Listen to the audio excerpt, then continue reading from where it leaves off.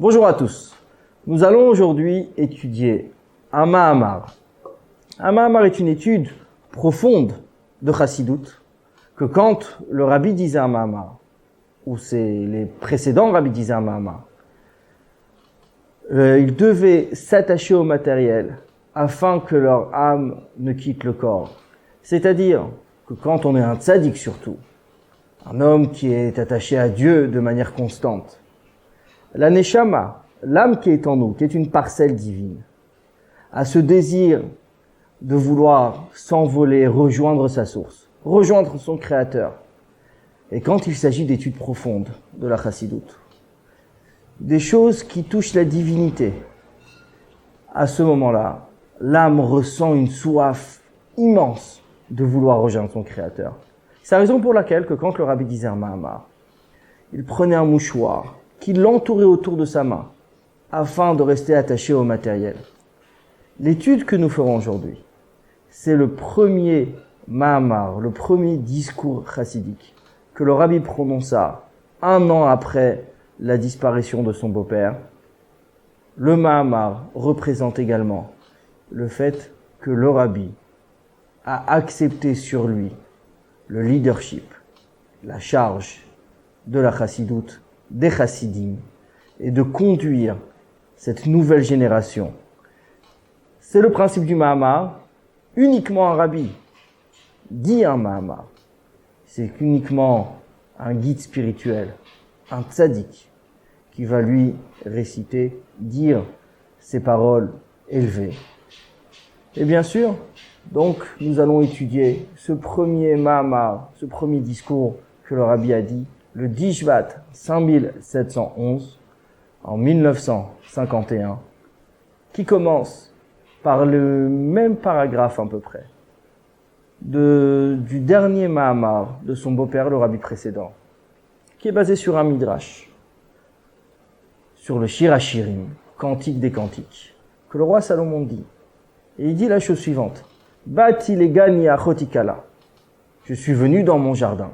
Ma sœur est fiancée. Donc nous savons bien que le cantique des cantiques, c'est ce que le roi Salomon va dire et va essayer de matérialiser d'une certaine manière l'approche et l'amour qu'il y a entre Dieu et son peuple. Et donc, Bati legani, je suis venu dans mon jardin, il s'agit de Dieu. Achotikala, ma sœur est fiancée. Nous parlons de Knesset Israël, le peuple juif. Et le rabbi continue. Veita be Midrash Rabbah, c'est écrit dans le Midrash Rabbah, Bimkomo, à sa place, c'est-à-dire à l'endroit cité du Bati legani. Les Gan en Ktiv, Kan. Ce n'est pas écrit ici le Gan au jardin, mais elle a seulement les Gani dans mon jardin. Qu'est-ce que mon jardin? Les Gnouni, les Makom chez Aya et Karibitrila. Mon jardin, c'est l'endroit où je résidais au départ. C'est là où j'étais depuis le début. C'est dans cet endroit où Dieu résidait. C'est-à-dire que quand Dieu crée le monde, il crée le monde afin que la Shrina, que la présence divine, réside sur terre. Il ne crée pas un monde pour qu'ici règne la nature et que la spiritualité, la divinité restent superflues, ou quelque chose d'en haut, mais ne soit pas praticable ici-bas. Le but de la création de ce monde, c'est que Dieu réside, et ici dans ce monde, et par l'effort de l'homme. C'est la raison pour laquelle que Dieu nous a créés. Par nos efforts, nous faisons descendre la Shrina, la présence divine ici sur terre. Nous ramenons la divinité ici-bas. Et donc Dieu dit, Bati legani, je suis venu dans mon jardin, dans cet endroit où ma Shrina, ma présence devait être là, ici, dans ce monde. Et en effet, dit car Shrina, puisque le principal de la Shrina, Betartoni Maïta, était en bas. Ad Kaneshono, ça c'est le Midrash qui nous dit. Et là, le rabbi se pose une question. Il dit, il faut comprendre. Diouk, la précision à Lashon Ikar Shrina. Pourquoi il est écrit Ikar Shrina, le principal de la Shrina? Puisque la Shrina en soi, c'est la présence divine. Présence divine, c'est-à-dire Dieu. Qu'est-ce que le Midrash veut nous dire quand il est écrit Ikar Shrina, le principal de la Shrina? Hine, voici. Le Pirou Shrina, dans l'explication Shrina, la définition de ce mot. Mais Ver explique Vokdushat Admor Hazaken. L'Admor Hazaken explique chez Nikra Shrina pourquoi la lumière divine est-elle appelée Shrina. Al-Shem chez Shochenet ou Mitlabeshet.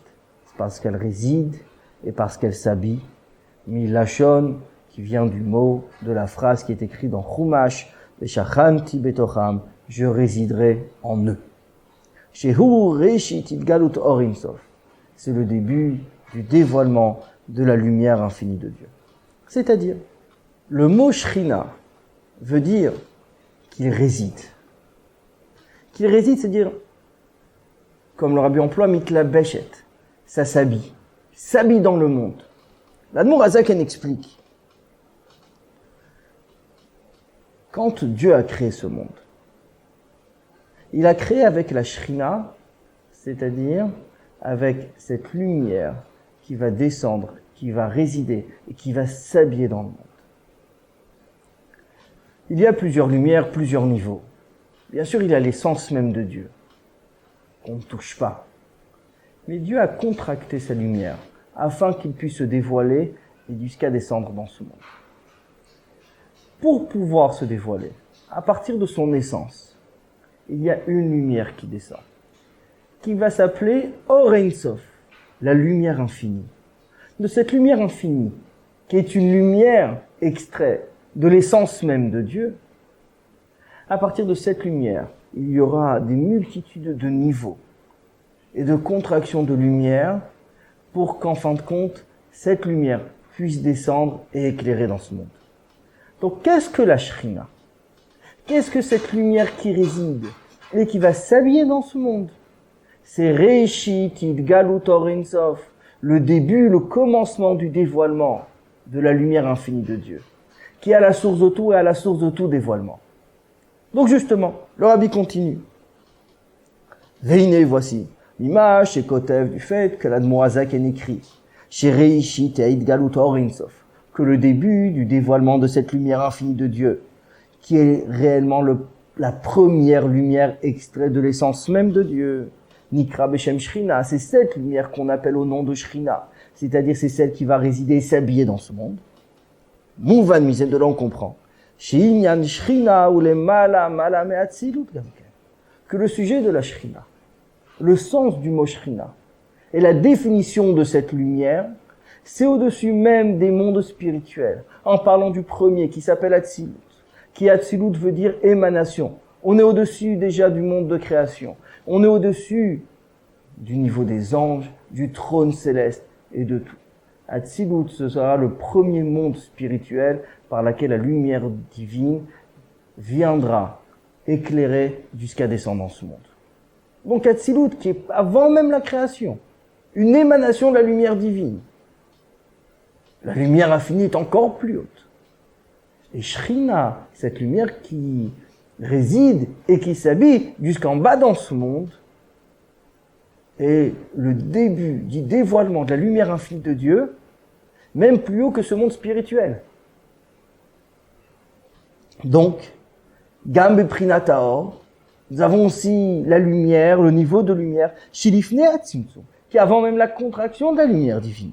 Sharer, Reshitid Galut, Or Ein Sof Shilifne Atzimtzum. Puisque le début du dévoilement, c'est la lumière divine, la lumière infinie de Dieu, qui est avant le Tzimtzum, qui est avant la contraction de la divinité. Qu'est-ce que ça veut dire? Si on essaye d'exprimer ainsi le dévoilement de la lumière divine, comment elle fonctionne, on a bien sûr l'essence même de Dieu. De l'essence même de Dieu, on va extraire, Dieu va extraire de lui-même, si on peut s'exprimer ainsi, une lumière. Cette lumière qui sera la lumière infinie. À partir de cette lumière, on peut commencer à contracter et à diviser en plusieurs niveaux. Puisque l'essence même de Dieu n'est pas contractable ni divisable, ni même touchable. Donc Dieu va extraire de sa propre lumière, de sa propre essence, une lumière infinie. Cette lumière infinie que Dieu va commencer à voiler et à contracter. Mais puisque l'Admor Hazaken nous parle que Shrina, la présence divine, cette lumière qui s'habille et qui réside, est le début et le commencement du dévoilement de la lumière infinie de Dieu, c'est-à-dire que nous sommes même avant le Tzimtzum, avant la contraction de la lumière divine. Puisque la contraction de la lumière divine, c'est après cette lumière infinie, extrait de l'essence même de Dieu. De ce fait, nous sommes en train de dire que la lumière qui réside dans ce monde et qui réside au moment de la création, qui est Ikar Shrina, le principal de la Shrina, c'est une lumière que Dieu n'a pas encore contractée, que le monde est censé supporter et vivre avec. C'est une lumière qui est tellement élevée au-dessus des mondes spirituels. Comment faire descendre une lumière pareille dans le monde? Comment un monde peut-il vivre avec une lumière si haute et si élevée?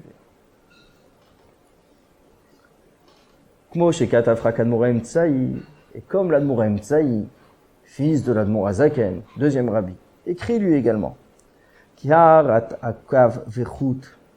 la lumière du trait et du fil, les gabei atzmiut or insof, par rapport à l'essence même de la lumière infinie, nikra beshem shrina, ça s'appelle au nom de Shrina. L'Admour Tsaï explique que la Shrina, c'est ce qui va descendre justement de la lumière infinie. C'est un éclair, ce qu'on va appeler le trait, le fil, c'est un éclair de lumière, un filet de lumière qui va sortir de cette lumière infinie de Dieu. Donc on voit ici que le nom Shrina a plusieurs niveaux. C'est-à-dire que le nom Shrina, la définition de Shrina, a plusieurs sens. Puisque l'Admour Azaken nous parle du commencement, du dévoilement de la lumière infinie, et que l'Admour Tsaï, lui, indique que Shrina, c'est le cave, le trait, le chout, le fil, qui est un éclair, un filet de lumière qui descend de la lumière infinie. C'est qu'en fait, comme il dit, ki inyan Shrina, car le sujet de Shrina, la définition de Shrina, ou bechol makom lefiniano, c'est chaque endroit par rapport à son sujet. Shrina, c'est la lumière divine qui réside. Et en effet, on aura le mot Shrina partout, à chacun de ces niveaux, et chaque niveau selon sa définition. Shrina, c'est-à-dire la lumière divine qui réside. Que ce soit par rapport à la lumière infinie, que ce soit par rapport au monde de Hatzilut, que ce soit par rapport à ce monde matériel. On aura la Shrina, c'est une définition générale de la lumière divine qui réside et qui descend, qui s'habille et pénètre à chacun de ces niveaux, à chaque endroit, selon ses capacités de recevoir sa lumière. Il continue. Les Gab et Hatzilut, par rapport au monde d'Hatzilut, ce monde d'émanation, qui est même avant la création, il y a Malchut Nikra Beshem Shrina. Le niveau de Malchut va s'appeler Shrina. C'est-à-dire que le niveau de Malchut, qui est la dernière sphira, nous avons 10 niveaux spirituels. À partir des forces intellectuelles, Chochma Binadat, sagesse, compréhension, connaissance, puis les Midot, qui vont être 7 traits de caractère. Le dernier de ces 7 est Malchut, qui veut dire la royauté. Donc, ce qui forme un couple de 10, ces 10 niveaux sont 10 niveaux également spirituels par lesquels la lumière divine descend. Le dernier niveau, Malchut, cette royauté duquel nous parlons ici, c'est ce niveau qui fait résider la lumière. C'est ce niveau qui attrape, qui prend la lumière et qui transmet. C'est celui qui va recevoir des niveaux précédents, mais il n'a pas uniquement la capacité de recevoir, mais aussi la capacité de pouvoir transmettre au niveau suivant. Donc le niveau de Malchut, de Hatzilut, puisque dans chaque monde nous avons ces 10 sphirotes, dans chaque monde nous avons ces 10 niveaux, dont le premier monde spirituel, qui est le monde de Hatzilut, celui de l'émanation. Nous avons ce niveau de Malchut, qui va être Shrina, puisque c'est lui qui va faire en sorte que la lumière divine réside, pénètre et habille ce monde de Hatzilut. C'est-à-dire que la Shrina, c'est un niveau, c'est une lumière, qui veut dire où la lumière divine réside. Dans le monde de Hatzilut, sera le niveau de Malchut. Au-dessus du monde de Hatzilut, on aura l'éclair de lumière, le cave, le chout, ce trait, ce filet de lumière. Et au niveau auquel l'Admour Azaken parle, c'est Reishit et Galut, le commencement du dévoilement de la lumière infinie de Dieu. Et donc le nom Shrina est un nom générique pour toutes les lumières divines qui résident à chacun de ces niveaux selon ses capacités. Et le Rabbi continue. Et même par le fait que le niveau de Malchut de Hatzilut s'appelle aussi au nom de Shrina, mais vers explique, le Tzemar Tzedek explique qu'il était le gendre de l'Admoraim Tsaï, troisième rabbi de Chabad. Chez Zéou Davka, ça c'est précisément, comme c'est une couronne pour le monde de Bria, que le monde suivant. Alors, nous avons Hatzilut, le monde d'émanation, puis le monde de Bria, qui est la création.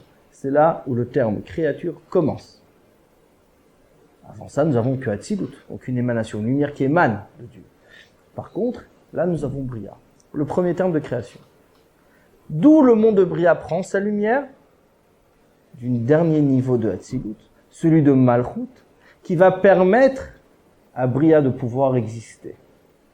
Seulement, ce niveau de Malchut nécessite la capacité de pouvoir transmettre, contracter et pouvoir donner à Bria. C'est pour ça que le niveau de Malchut a en fait deux tranches. Première tranche qui est liée avec le monde de Hatzilut, qui ne peut pas transmettre, donc est là juste pour recevoir. Une deuxième tranche qui sera la couronne de Bria, c'est-à-dire celui qui va prendre de Hatzilut, contracter et pouvoir influencer et éclairer dans le monde suivant le monde de Bria. Donc, c'est-à-dire, en petit résumé, que la Shrina qui réside dans le monde de Hatzilut, que nous venons de dire que c'est le niveau de Malchut, c'est uniquement le niveau de Malchut qui va permettre la suite, c'est-à-dire que la lumière puisse se dévoiler, continuer dans le monde suivant, le monde de Bria, le monde de la création. Et il continue. Aval biota be'atzilut, mais quand le niveau de Malchut est uniquement dans Hatzilut, hi meyuchedet imaem est complètement uni avec ima sphirot de Hatzilut, avec les sphirot, les autres niveaux de Hatzilut, et ne peut pas influencer. Et puisque ne peut pas influencer, automatiquement, velo shayach lashon Shrina. Il ne peut pas être appelé au nom de Shrina. Shrina qui veut dire résider, s'habiller. À partir du moment où il ne peut pas influencer à la suite, où il ne peut pas donner et transmettre, donc ça ne pénètre pas. Ça ne réside pas. Donc si ça ne peut pas résider, c'est pas Shrina. Donc qu'est-ce qui s'appelle Shrina? C'est cette lumière qui va pouvoir continuer et avancer. On mikol makom. Mais quand même, ce n'est pas une contradiction avec ce qui est écrit précédemment, que ce trait de lumière qui descend de la lumière infinie de Dieu, lui aussi s'appelle Shrina. Pourquoi? Que la Shrina, qui est dite dans les commentaires de nos sages, Hainu, Malchut de Hatzilut. Oui, en effet, c'est ce niveau de Malchut, ce niveau de royauté qui est dans le monde de Hatzilut. Ve'av gamzot, et même avec ça, Rak seulement Keshena Sid Kanseh, Prinatatik le Bria Davka. Une couronne pour Bria, c'est-à-dire qui peut influencer, qui peut continuer. Aval Beshorcha. Mais si nous revenons à la source de ce niveau de Malchut, si nous revenons au début de ce dévoilement, au début de cette lumière, Haïnu, c'est-à-dire, Kmoshehu legabe Or Ein Sof. Commencer par rapport à la lumière infinie de Dieu. Inegam akav nikra beshem Shrina. Le cave aussi, ce trait, ce filet de lumière va s'appeler Shrina. C'est-à-dire, en d'autres termes, toutes les lumières qui vont descendre, que leur but est de pouvoir éclairer et ramener la lumière divine, vont s'appeler Shrina. Ça va être le début du dévoilement de la lumière infinie, ça va être le filet de lumière, ça va être le niveau de Malchut, de Hatzilut, ce niveau de royauté de ce monde de Hatzilut, l'émanation de la lumière divine, mais qui va pouvoir donner la possibilité au monde suivant, le monde de Bria, d'exister. Donc oui, c'est vrai, le monde de Bria va exister uniquement parce qu'il y a ce dernier niveau du monde de Hatzilut, le niveau de Malchut, qui va lui donner de sa lumière. Mais d'où Malchut prend cette lumière? De sa source. C'est le cave, c'est le trait de lumière qui descend de la lumière infinie de Dieu. Et d'où ce cave, d'où ce trait prend sa lumière? De la lumière infinie de Dieu elle-même.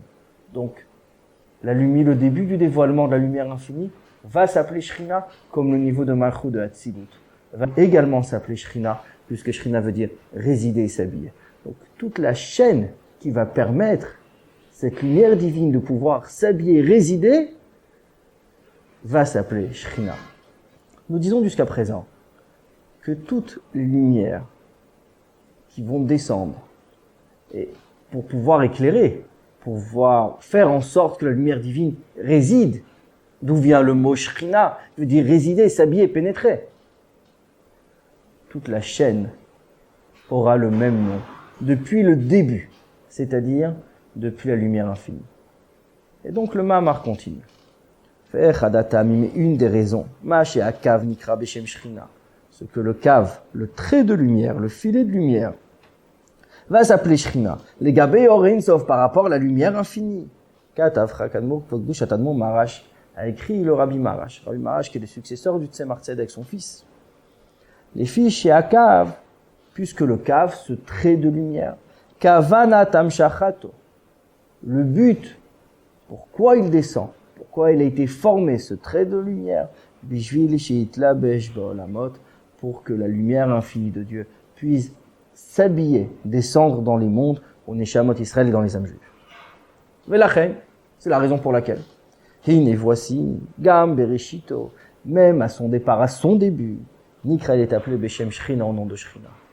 C'est-à-dire que dès la base, dès la source, comme le but final est qu'il s'habille dans le monde et dans les âmes juives, même si sa source n'est pas dédiée à se dévoiler, puisque c'est trop puissant. On parle du début du dévoilement de la lumière divine avant même qu'elle soit contractée. Donc, elle ne peut pas se dévoiler dans ce monde. Par définition, c'est beaucoup trop puissant.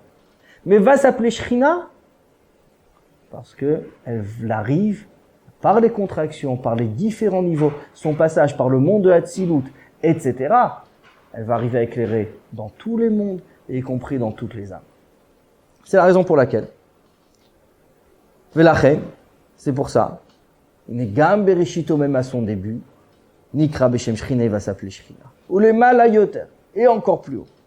Shrina Beshorsho Arishon, la Shrina dans sa première racine, qui est les Malam et Tzimtzum, au-dessus du Tzimtzum, au-dessus de la contraction de la lumière divine, puisque le but, c'est le dévoilement. Donc oui, une lumière, son but est de se dévoiler, donc l'idée finale, c'est qu'elle arrive au plus bas.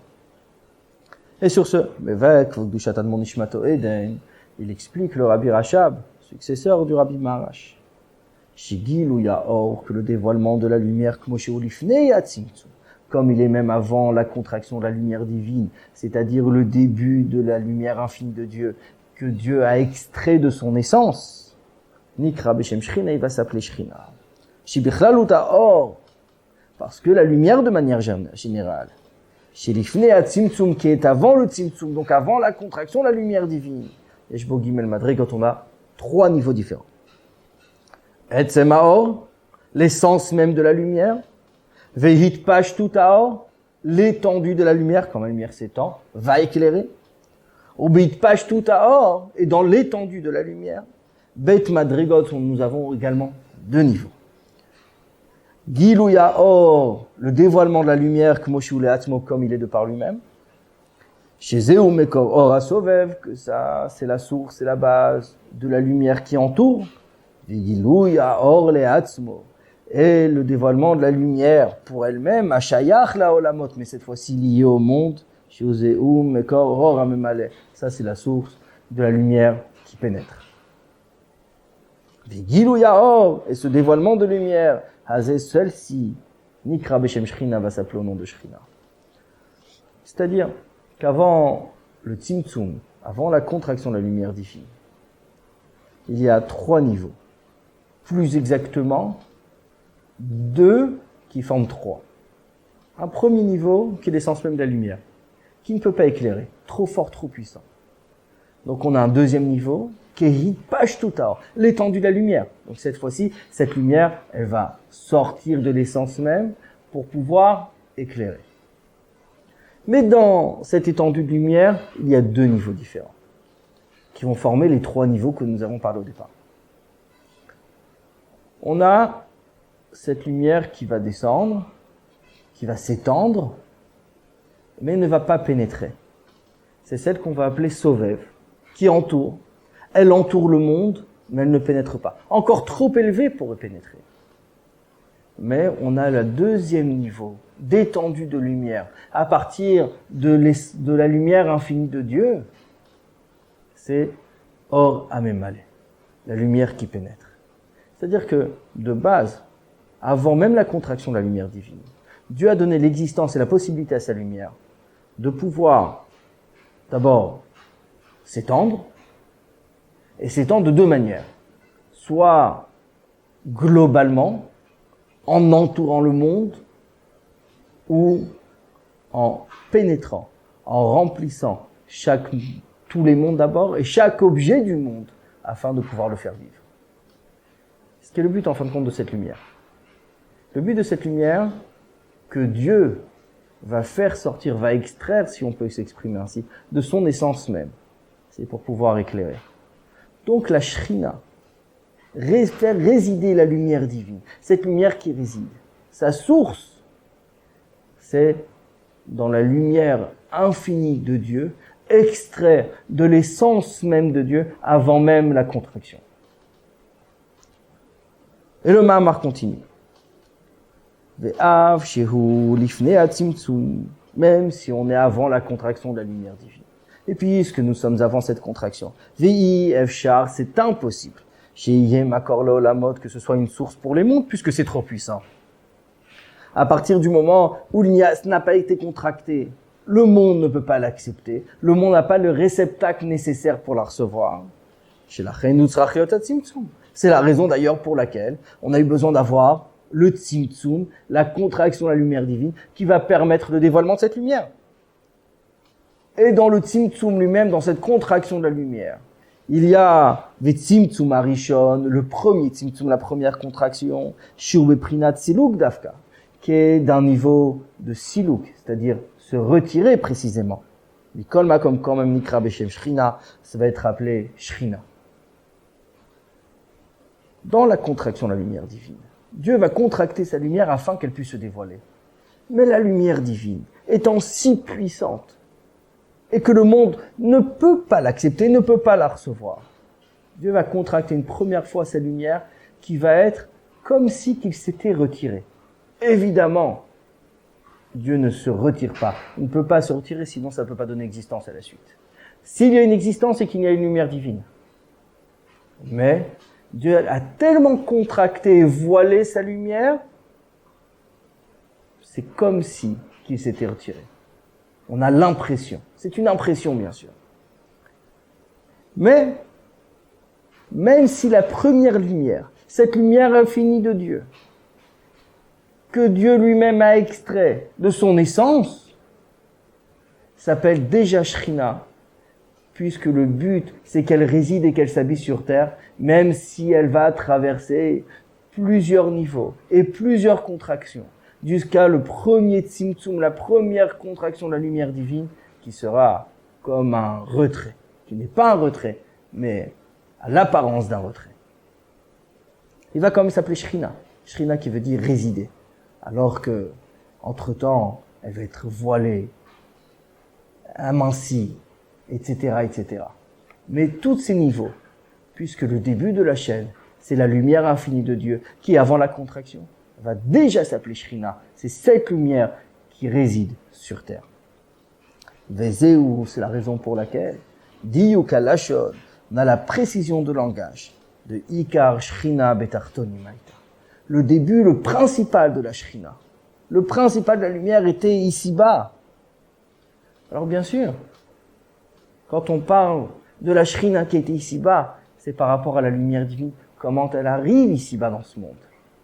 Où sa source, c'est la lumière infinie de Dieu. Avant la première contraction, on a dû passer par cette première contraction. On a dû passer par le monde de Hatzilut. Puis le monde de Bria, celui de la création, etc., etc. Énormément de niveaux, et chaque niveau est encore là pour voiler, contracter la lumière, afin qu'elle puisse résider dans ce monde. Mais le principal de la Shrina était ici-bas, puisque le but de toutes ces lumières et de tous ces dévoilements et de tous ces niveaux créés par Dieu lui-même, c'est pour que la lumière éclaire dans ce monde. Haïnu, c'est-à-dire, Shegilu Yashrina Betartonim, que le dévoilement de la présence divine, ici-bas, Hulo, Ashrina, c'est pas uniquement la Shrina Kmoshe Legabe Hatzilut, comme c'est par rapport au monde de Hatzilut, qui est le monde d'émanation. Ou là-bas, le mont Shrina, Haïnu Malchut, c'est le niveau de Malchut, c'est-à-dire la dernière des Sphirot, le dernier niveau qui permet l'existence de cette lumière et qui va donner suite dans le monde suivant qui est le monde de Bria. Gamlo, Kmoshe Legabe Or Ein Sof, ni même comme c'est par rapport à la lumière infinie de Dieu, Haïnu Akaf, c'est ce trait de lumière qui permet à Hatzilut justement de pouvoir exister, qui seulement, Ikar ou Pnimiyut Ashrina, c'est le principal, c'est le plus profond de la Shrina. Haïta Betartonim Dafka était ici-bas. Pourquoi? Ki ha'or, car la lumière, Shinitla Besh Bo'olamot, qui s'habille dans les mondes, Areuba Beseder Vadraga, vient de niveau en niveau, et doucement, doucement. C'est-à-dire, ou les malas, qu'en haut, Mirbegilu Yoter, il est éclairé de manière plus dévoilée. En haut, il est dévoilé. En haut, on voit comment c'est l'essence même de Dieu. On voit comment la lumière infinie est extraite de l'essence même de Dieu. Et plus ça descend, plus ça se voile, et ça descend au fur et à mesure jusqu'à arriver dans ce monde. Mais ça reste que dans ce monde, nous avons Ikar, Shrina, le principal de la Shrina. Plus ça descend, plus ça passe, l'ordre de niveau. Mitma et Taor, la lumière se diminue. Vecheinu, et c'est ainsi, Bichlal, de manière générale, Haor de Seder Ishtal Shilut, la lumière de l'ordre d'enchaînement des mondes. Toutes ces lumières, c'est qu'en fin de compte, et si l'ordre d'enchaînement des mondes a été fait, avec tous ces niveaux, les sphirotes, etc., c'est pour que la lumière puisse se diminuer et qu'elle puisse arriver à son but final, qui est ce monde. Ve'av, Shekodem Achetaya, même c'est avant la faute, qui est la première faute, celle du Eitzadat, l'arbre de la connaissance qui a été mangé par Adam et Chava. Ayagam, les Mata, Orbigilu, et la lumière était en bas aussi de manière dévoilée, on pouvait voir la lumière divine. Nicole Makom quand même. Ayagam, Az, Giluya, Or, Yoter, les Mala. Le dévoilement de lumière était encore plus grand là-haut. Même si avant la faute, le dévoilement de lumière était énorme en bas et qu'on pouvait voir la divinité, mais spirituellement, plus haut et à la source, il y avait encore une plus grande lumière. Ukma Marazal, comme nos sages disent, Nata Yemino Varashamay, il a tendu sa droite, il a créé le ciel. Nata Smolo, il a tendu sa gauche, ou Varaharetz, il a créé la terre. Elle a seulement Hakavana, l'intention ici. De quoi nous parlons? Ala Or, chez les Mala, Meolamot, sur cette lumière qui est au-dessus des mondes, Ikar Shrina, le principal de la Shrina.